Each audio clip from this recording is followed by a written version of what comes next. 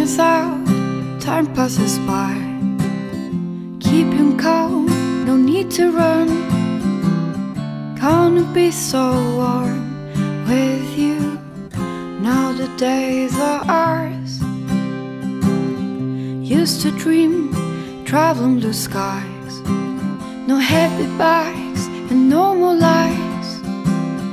The world from now on will be ours. All the things I've been looking for are never, never, never too far. Now the days are so full of love again. All the things I've been looking for were always, always by my side. No need to rush, time is on our side.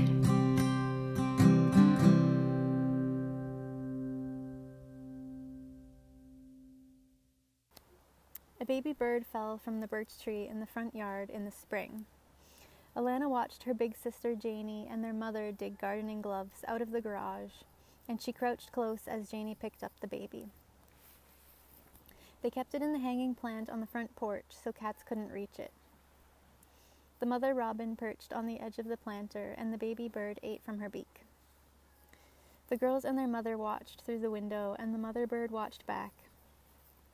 When she left, the girls took the chirping baby down. Alana cupped it in gloved hands. The baby flapped its wings. It didn't fly, but it tried. So Alana bounced her hands up and down, and the bird flapped its wings, landing gentler every time. After a few days, Janie and Alana were tossing the bird 5 feet into the air, and it would flutter before falling safe into their palms. Every day it stayed up a little longer. One day they saw the mother robin watching from the fence, and when Janie and Alana put the baby robin back into its hanging plant, she fed it. Soon the robin was flying higher than ever. Janie put the baby on the grass for a moment, and when she turned away, Sean the cat wobbled over. The baby chirped from between Sean's teeth. Janie, Alana, and their mother screamed, chased the cat all the way to the neighbor's backyard, but he had already scooted far under the porch. Sean chomped and the baby bird chirped and then stopped chirping.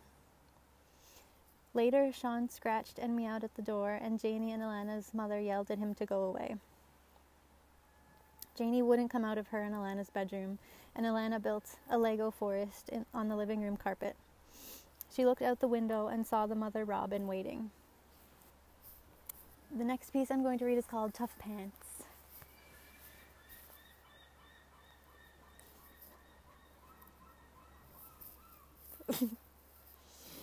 Mary with the brown bowl cut and the squeaky voice was their leader. She gathered everyone into a circle in the schoolyard by the far end of the track, near the dumpsters. The wind blew her hair in choppy sections as she stood high on the cement hill. "Okay, someone smells like poo," Mary announced. Another girl chimed in. "I smelled it too, way back there," and gestured to the grassy corner where they were playing an hour ago.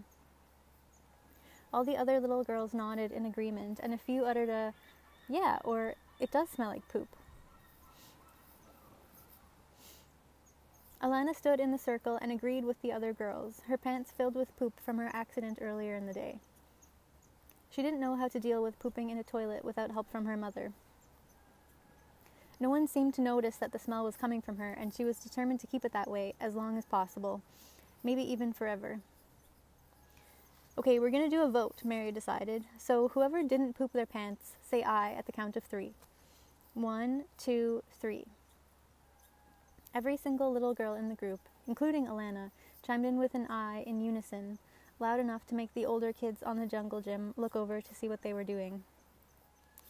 None of the other little girls found out who pooped their pants that day. Alana went home in the afternoon and sobbed her way to the bathroom, where her mother helped her clean up. Okay, the next piece I'm going to read is called Midsummer. Janie, Alana, and their mother stayed at a cottage they rented up north for a week every summer. After dark one night, the adults took the kids into the woods. The girls followed the flashlight across the pine needle floor through the trees that all looked the same. They held hands to stay close. Usually there was nothing to do at night except watch movies or play board games, since they weren't allowed outside without an adult. In the day they would play in the stream, around the pool filled with turtles, go to the beach if their mother felt like it. Janie and Alana spent a lot of time together. They didn't know the other kids. They were too scared to talk to them. Some of the littler kids stayed near them on their walk, but the bigger kids ranged ahead. They had been there before and knew where they were going in the dark. One of the adults said to make sure to say hello when they get there. Alana said, "To who?" The woman shone her flashlight down to her left. A gravestone shone back. Okay, the next one I'm going to read is called Black Hole. I'm scared about what happens after you die. Is it just a black hole forever, or... Alana was on the phone with the Kids Help Phone agent. She had questions she was too nervous to ask anyone else, and thought maybe the lady on the phone could provide the answers she was looking for. Alana often imagined what it would be like to be dead. She closed her eyes and was floating through space, except there were no stars or planets or anything pretty, nothing but darkness. No parties with dead pets and relatives in the clouds, no coming back to life as a bird or another animal she might like to be one day. She imagined being stuck with nothing for the rest of time. She blinked and it was black, and she opened her eyes and it was also black. The boredom she anticipated for the rest of eternity made her panic until she fell asleep. "You're so cute!" Alana felt her breathing speed up, sniffled. "But will it be like that forever? I need to know what really happens." "Aw, are you crying? You're so sweet. I wish you were my daughter." "I have to go. My mom's home." Alana hung up the phone. Okay, the next one I'm going to read is called Four Flutes. Brassy squawks erupted from inside the classroom. Janie told Alana she'd walked in behind Charlie, the freckly boy she couldn't stop staring at whenever she got the chance. She hoped no one was looking, but it was hard to tell sometimes. She wanted to play the saxophone because it was handsome and sounded different from all the other instruments. She wasn't sure, though. Most of the other girls wanted to play the flute because it was small and pretty. She sat beside Charlie and looked at the freckle near his mouth that moved when he smiled. "What do you want to play?" he asked her. "I don't know. What do you want to play?" "I think I want to play the sax." "Me too." She was so excited about learning the saxophone, just her and Charlie. Thought maybe they could meet up at each other's houses after school to practice. The teacher went around the room, writing down the students' choices. "Sax!" yelled Charlie. "Me too," Janie said. "I'm afraid we only have one alto sax. One of you will need to pick something else." They looked at each other. Charlie's freckle returned to its original spot. "The clarinet is similar to learn," the teacher told them. They looked at each other again, knowing how much the other wanted to play the sax. "I'll play clarinet, I guess," offered Janie. The teacher scribbled on his clipboard and assigned her a clarinet number to retrieve from the pile. Charlie ran to the only saxophone case in the room. Janie walked over to the clarinet pile and then to the clarinet section, sat in her black folding chair next to the girls who wanted to play the flute. Hi, everyone. Nicole Haldoupis has just been reading from her wonderful new book, Tiny Ruins. And I am so delighted to be here today to chat with Nicole about her book. Nicole, I love your book. Congratulations on Tiny Ruins, and congratulations to Radiant Press. I had read these stories before, and to go back to them again was just a joy. So I'm so excited to chat with you today, and I really would like to congratulate you on your really wonderful book. Thank you, Jeanette. So I have some questions, and we'll have a little, conversation now.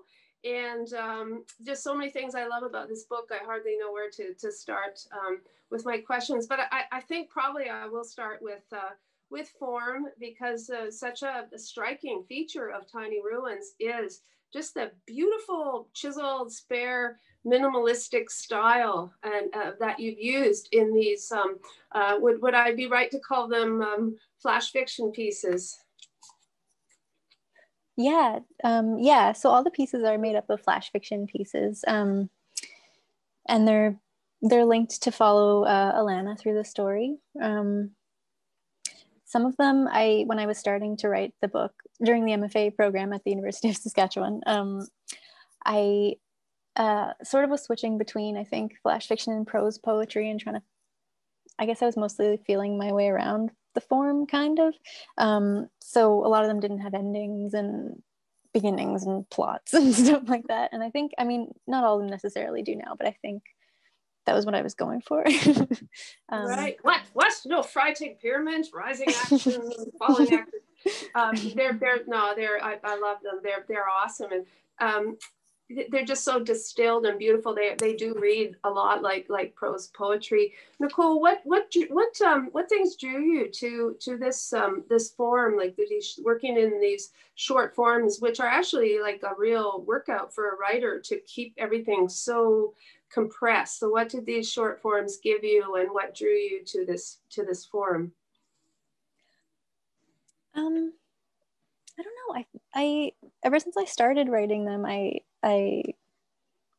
just felt like I could have a lot of fun writing them. They're challenging. It's kind of hard to fit, a whole story in that small amount of space. And I mean, obviously I'm still learning how to do that, but I think I also struggle a lot with longer forms too. So like full short stories, I have a hard time with, but these ones, I don't know, there's something that I find more fun about them, I guess. And I like the impact that they can have. Yeah, great. I mean, I love how, there's a trajectory, there's, an arc that follows Alana and her sister and the other characters. And it starts when they're fairly young, like, you're writing these youth characters. There's a lot of things I'll come to in a few minutes, and set in, the schoolyard, that torture chamber of hell for most of us. But I love how the spare, minimalistic style of the pieces kind of pulls against. I mean, this is a really emotionally fraught time of life. My God, like when you're in public school and just you're coming of age, and it's just a really, really brutal. Everything is so just over. It's such a heightened emotional time, and you've written these beautiful distilled pieces that kind of pull against that because they are so spare and minimalistic. So I don't know how you did it, but it's great. And were there challenges that are attached to writing in these sort of these compressed forms, whether you want to call them prose poems or microfictions or vignettes, or what did you end up cutting a lot out, or is it, what were some of maybe the challenges of the form? Yeah, I definitely did a lot of cutting. I don't know. I guess once I realized sort of where the bigger story of the book was going, I think my challenge then was to figure out how to fill in the gaps. Were you moving pieces around before the final shape came together, or do you want to comment on that process? Yeah, I guess, the ordering was fun. I decided at some point that I wanted to make it chronological, which, I mean, some of them, it was still hard because, there's a long chunk of time when they're in high school and then after high school. So that was definitely a fun challenge to order it. The ending too was a bit of a challenge. I took a long time figuring out how I wanted to end it. I felt like there wasn't a natural ending for a long time, and then it sort of happened at some point after a lot of working with Liz Phillips on the editing of the book. Yeah, and I'm going to come back to the mentors that you've had, and thank you for that. I mean, form is, it seems like an obvious thing, but I find it's not that easy to talk about for writers. So I really appreciate your comments, and I love the characters, and what a great cat, Sean. God, I love that cat. That is a just sort of weaves his way through these beautiful pieces. So, I mean, I think people probably, maybe whether it's fair or not, I don't know, but Alana and Jamie and just the portrait of sisterhood and sisters and sister relationships, and relationships between young women, they feel so real. And probably people are going to, maybe you've already been asked, are these, I know it's not fair, it's fiction, are these characters drawn from real life, Nicole, in some way? I mean, definitely. Yeah, there's definitely, I feel like it's bits and pieces are definitely drawn from, I mean, some of them could even potentially be called nonfiction. Like the first two pieces are pretty much nonfiction. So, as they say now, autofiction, right? Yes. Fiction based on true events. Exactly. Yeah, and I guess, I mean, I don't think there's definitely not like this character is this person and this character is this person, but I think I definitely like I don't know, combined different experiences of my own and with other people to create the characters and some of the situations they find themselves in, for sure. I think when I first started with the characters, I felt like I related more to Janie, and then later on in the writing process, I sort of felt more connected to Alana. So that's kind of odd too, I feel. Yeah. Well, Alana is just a wonderful character. I just love this character. I hope you, I want more of her, right? I want you more books, sequels, or more Alana, or nothing like someone like Alana. But she's very much she's shy. She's wry. She's ironic. She reminds me a lot of Nicole, but I'm not making that direct correlation. But she's also an observer. She's a watcher. I've noticed that a lot through the pieces. Is that like a writer thing? Like, I just love the piece when she's in Trinity Bellwoods Park. I've always loved that piece about the albino squirrel. Elena is very much an observer. That's like, because she's maybe a writer coming out in, coming out sexually, coming out as a writer, artist, or was that not in your thoughts? It was definitely in my thoughts. I sort of thought at some point that Alana, I think there's one piece where she mentions that she wants to do writing in school maybe, but it's not really broached much otherwise. But I think I sort of thought of her as someone who like wanted to be a writer but didn't really do it much, kind of thing. Mm-hmm. Like the idea of it more for her, I think, was. Mm-hmm. And one thing I was really interested in too, Nicole, I mean, you're so much younger than I am, and maybe I live under this misconception that now, things for young women are much much less oppressive, but in the high school band, girls play the flute, right? And she wants to play, I think it's the saxophone. So it was interesting to me that the gender conditioning in the culture seems to have still such a strong hold, even on I guess a millennial young woman. Mm-hmm. Well, yeah, I guess a lot of that stuff is definitely things that I experience in different ways. So, I mean, I don't know if it's the same now for the kids these days, but I mean, definitely was when I was that age. Right. Does like the youth, all the characters feel just so real, and they just like leap off the page. It feels so, I know it's a strange word, but they really do feel very authentic and very real.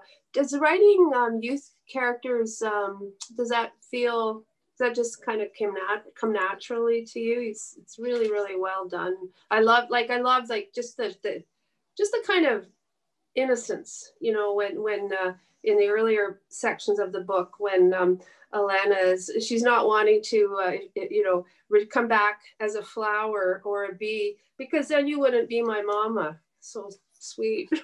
The youth characters just feel so. Does that come naturally to you, or want to comment on that? Yeah, I don't know. I think I had like a spurt of, or I don't know,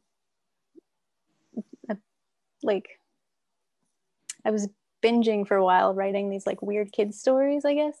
I don't know if they were maybe just like things that like memories sparked stories, or I was spending a lot of time with my nieces too, and they're hilarious and full of funny stories.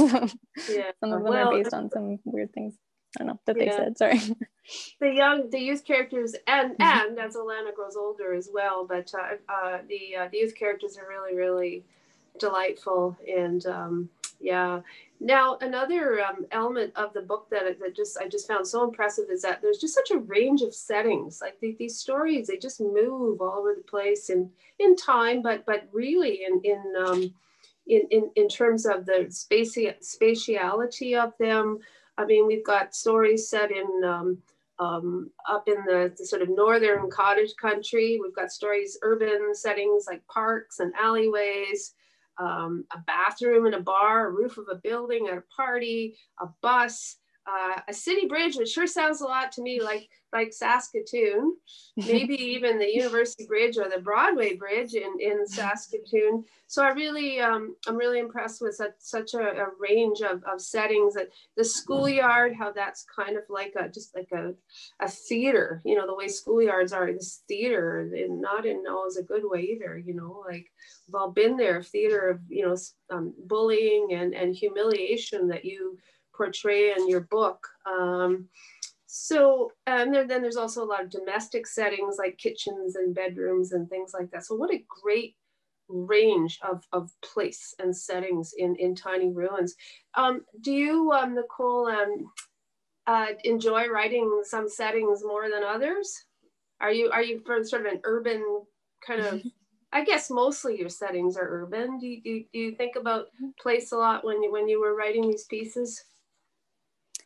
Yeah, definitely. I think the ones that come more naturally to me are definitely the urban ones, I guess. Because I grew up in Toronto, and one that I came back to the most probably was that schoolyard one. And I was thinking of a particular schoolyard in Toronto. But yeah, I feel like that one it was so full of stories for me. Like, I mean, every little part of it is just, I don't know. Yeah, I guess it's like a real life schoolyard. It's where things are happening in the sandbox or in the corner with the bushes, or, you know, near the dumpsters or wherever. Yeah. I did feel like one of the filling in the gaps parts for me was later on in the book, when they're living together in an apartment. I wanted to have sort of a bigger apartment series, and that one was at first a bit more challenging, but you know, I drew a lot of that from living with, you know, roommates or a roommate in Toronto too. So that was, yeah, you know, the funny little things that roommates fight about, or yeah, but that's one of the things that makes you such a good writer. You're just able to take like a moment, you know, a quotidian everyday moment, and as reader, I'm just, oh yeah, been there. You know, roommate broke my thing, and there's a lot of sense of boundaries and having your space intruded upon. And I did the whole roommate thing too at one point. So that just felt really, really real. Well, and I wanted to ask too about the theme of vulnerability. I mean, the book opens with a baby bird falling from a tree, and there's not too much more vulnerable an image than that, I thought. And Alana often feels vulnerable. But, you know, I love how your book shows too how we also sabotage ourselves, and we make ourselves vulnerable. Like the piece where the man on the bridge who kind of won't leave Alana alone, and, you know, can I have your email? Oh, don't give your email. Yeah, okay, here's my email. So, you know, it's real, right? I mean, the way we also kind of sabotage ourselves and make ourselves vulnerable, but very real though. It was for me that came across the theme of hazard and the lurking presence of sexual violence and predation. Like, why can't, Alana thinks, a young woman walk through an urban alleyway, you know? So, you know, you take these everyday situations and show just, you know, just that creepy stuff out there, and the real potential of sexual violence, and that those images of breakage and vulnerability, they really build. And was that something that you, I mean, writers say they don't write to a theme, but you must have thought about, wow, there's a lot of times where Alana's she's scared, and there's a sort of creepy predatorialness in the world. Did you want to talk about how that came into the writing at all?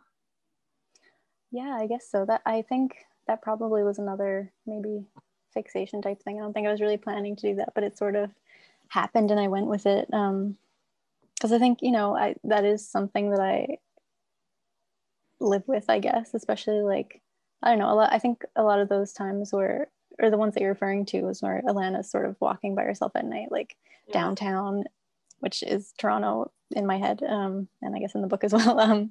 And yeah, just like sort of growing up being warned that like that's a bad idea and you shouldn't do it because you're a girl and like it's probably not safe. So yeah, I think it is sort of in the back of her mind all the time, probably, as it is for many women. Mm-hmm. Yeah. You had mentioned earlier, Nicole, that the ending had been challenging, but I felt like Bay Window was you just nailed it with that ending. I thought, Alana, I loved it. It's understated as so much of your writing is nuanced and understated and kind of dry and ironic. So we have Alana in Bay Window, in her new apartment, and I felt like it was a very affirming ending to the book. It seemed to suggest that she's now kind of claiming her own agency and making her own space. She doesn't have to put up with roommates anymore, or her sister breaking her coffee mug. Or was that, am I reading too much into the new apartment, or was there a sense of kind of carving out her own terrain, physically and I would probably imaginatively? Do you want to talk about the ending at all? Oh, that was a huge spoiler. Oh, sorry. Oh, that's okay. Okay, we're there now. So yeah. No, I think I feel like I think it is definitely sort of a carving her own place kind of a thing in her own path, sort of. I feel like it, I mean, throughout the book, I think she's sort of at an age where she's like becoming a person, like the person that she is, I guess, and like she hasn't really quite got there yet, or she's figuring it out, I feel like, through most of the book. So I feel like the ending sort of leaves it open for her to kind of start figuring it out, especially with Sean, who has been sort of her one constant through all of it. And yeah, I think the vulnerability thing that you mentioned too, sort of, I mean, it sort of ends in a vulnerable place, but it's also full of possibility and opportunity. And, now she can start her own sort of journey. I don't know. Yeah. Thank you. I got a couple more questions. I'm having my tea from a Sage Hill mug. Sage Hill Writing. Yay. And I know that you are an alum of Sage Hill Writing, and you've had other writing mentors. Would you want to comment on these kinds of opportunities and influences and that kind of thing? Yeah, for sure. I love Sage Hill. You should go if you get, well, I know you you teach at Sage Hill. But yeah, if Sage Hill was really defining, I think, for this book, because I think it really came together there. I sort of didn't really know where it was going, and then after I went to Sage Hill, I did know where it was going. So, and a lot of that was from the help of Jacqueline Baker. She was my mentor in the fiction writing group there. And we had a really awesome group of women writers who all were so helpful with figuring out what was happening with the book and Alana and stuff. Jackie, I think I had this blur of, pieces that I didn't know what to do with, I feel like. And there were like Alana and Janie, and then I had another character that I was writing, and I was like, I think I'm going to add her in, but I don't know what to do really and how. And I think Jackie at some point suggested that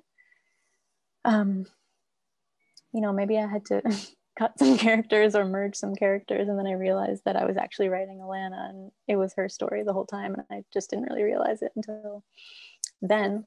And that's when everything started coming together. And then I during the MFA in writing, Dave Margoshes was my mentor, and he really helped me with the form a lot. I think he really pushed me to make the stories, because I was writing these, I guess they were more so vignettes. I don't really know. I know we talked about this definition so much during the MFA. Yes, we did. And we had great fun doing that. Yeah, and I think when I finished with the MFA too, it was sort of a combination of flash fiction and prose poetry and vignettes. And Dave was trying to help me really sort of make each one into its own story. And he would look at a piece and tell me if it was good or not, and say, this doesn't have an ending, or this doesn't have a plot really. And I think that really helped me a lot with figuring out how to make them into full little stories. And then working on edits with Elizabeth Phillips was really incredible as well. She helped me so much to sort of hone in on each one really, and she helped me with the ending a lot. I feel like I probably wouldn't have come to an ending without her sort of pushing me, and it had a lot of help. God bless. God and Goddess bless editors for sure. Speaking of editors, now Nicole, you are a much experienced editor. So how does it work for you with like wearing like these different hats? So your editor hat, and then your Nicole the writer hat. Do you have to make shifts, or is it hard to edit your own work? I find it really, I can edit, but not my own, right? So how does that work with the different hats that you wear? I think it's definitely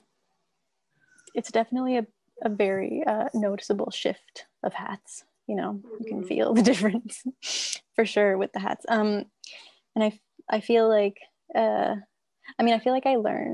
learned a lot from being an editor, and helping other people with their writing to make it better. I think it really does help a lot. And reading, lots of submissions and things like that really helps a lot for my own writing. But then editing my own writing and working on my own writing with someone else editing is definitely different. I think, what was I going to say? You know how, I guess, like, if there's bits that you don't want to let go of, that kind of thing. I tried to, I feel like I tried really hard not to hold on to things like that when working with Liz. And I think there was only one part that I was like, no, I think I want to keep that. But it was really, I think it was my first time too working with someone so closely on the details of each, like so much, that it was like, I don't know, it was very freeing. I had so much fun with editing, honestly. It was a really, really fun process. It is an interesting process for sure. And that was great. Thank you for that, for your insight on that. People probably want to know, Nicole, what are you working on next? Or if you'd like to share. Yeah. Well, I've been having a lot of trouble writing anything new since this, honestly. And I don't know if it's because of the pandemic or just because I don't know, like, I feel like I've been focused on this for so long now that maybe my brain is taking a writing break. I don't know. I've been drawing cats. I draw cats. And I see them on I think on Instagram or Facebook. They're on Instagram. Gorgeous. Oh my God. They're so beautiful. You can have a whole show of visual art Yeah, I love the cats. Is any of them Sean? No. They're all so far they're mostly like stray cats that I took pictures of in Italy or Greece, but I remember the one beautiful drawings of some cats in Greece in particular. Yeah, they're all, I love them. Thanks. Yeah, that's been really fun. I feel like I got a little addicted for a while doing those. I recently started learning how to hook rugs as well, so I've been making rugs. Well, you are obsession. You are an endlessly, restlessly creative person, and it has been a very strange and challenging time for one's imagination. But I just know there's gonna be more books, and I'm really stoked about that. And I'm going to congratulate you again on Tiny Ruins, Nicole. It's gorgeous, and everybody should just run out and buy Tiny Ruins by Nicole Haldoupis. It's in a whole bunch of bookstores. It's in Turning the Tide in Saskatoon. It's in McNally Robinson. It's all across the country in Indigo and probably some indie bookstores. And it's like, wow, Christmas is not even that far away. So you could start your Christmas shopping. And it's just such a really beautiful book, Nicole. I'm really, really thrilled for you. And I think we're going to hear you read some more from Tiny Ruins as I understand it. And I want to thank you for your just really honest answers. I've really enjoyed this conversation with you, and congratulations again to Radiant Press. My gosh, you guys knocking it out of the park. So Tiny Ruins in your local bookstore. Thank you, Nicole. Thank you so much, Jeanette. Thank you for your incredibly thoughtful questions and for taking so much time to do this with me. My pleasure. And thank you to Radiant too for publishing Tiny Ruins and making it so beautiful. The next story I'm going to read is called The Girl with Shit in Her Hair.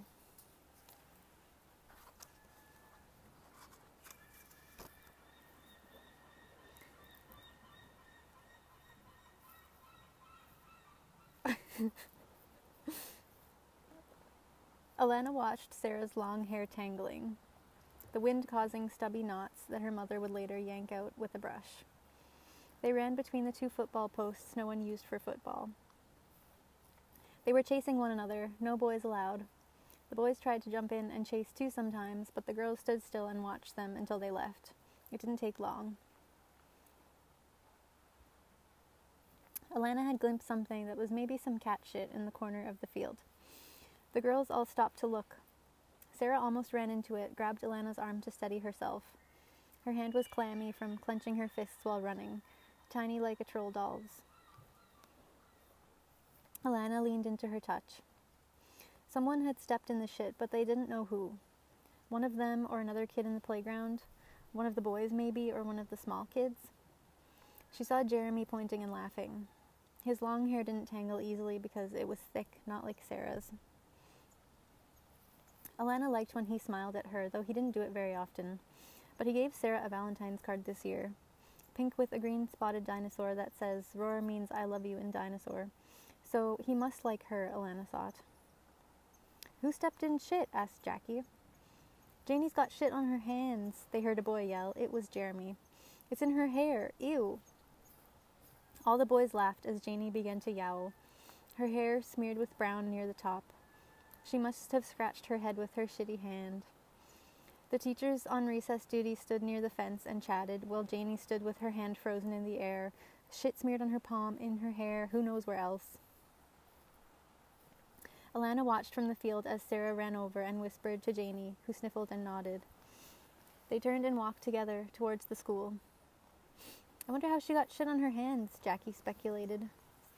"Probably fell or something," said Florence. "And didn't even notice? I feel like I would notice." Alana watched Sarah's green pants scrunch behind the knees as she walked, hand on Janie's back. She watched Jeremy snickering to his friends, still pointing. He turned to look at Alana.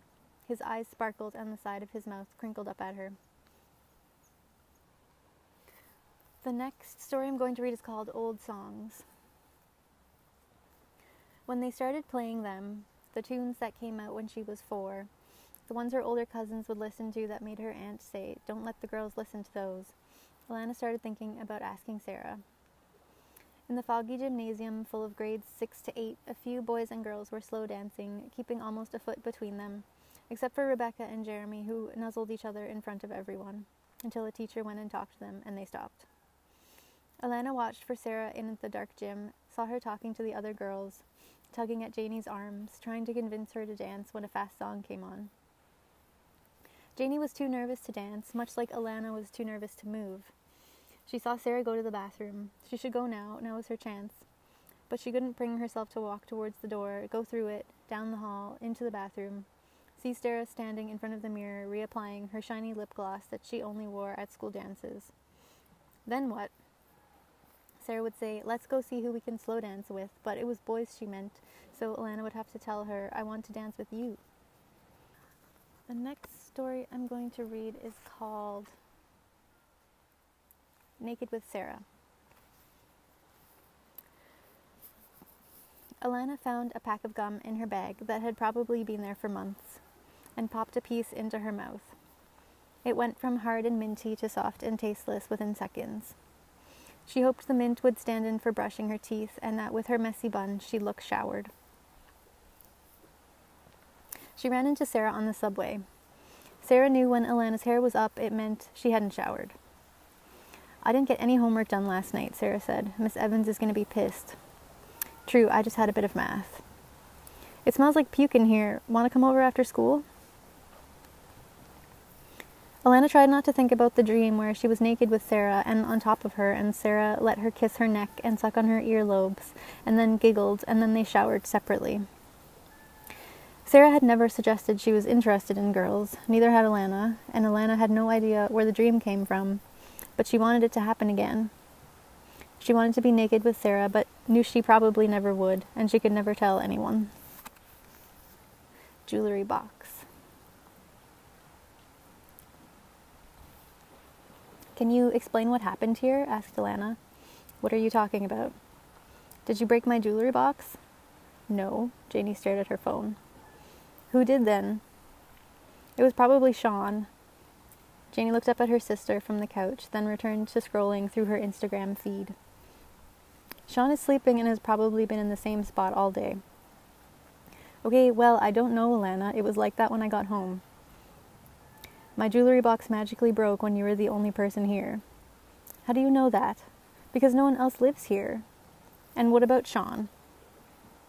"Stop trying to blame the cat. He can hardly get on the dresser." "Maybe he tried and accidentally knocked it off while falling." The girls smiled at each other, the thought of Sean's jump, the attempt, the fall. I'm going to read one more story from Tiny Ruins, which you should buy from Radiant Press or your local independent bookstore. Thank you for listening. I lost my page. Okay, the last story I'm going to read is called The Good Cheese. Alana bit into her vegetable cracker and the slice of brie on top, dropped a few crumbs on the counter. Sean watched from her feet. Janie walked into the kitchen, curled her lip. "Why does it smell like a dirty cloth in here?"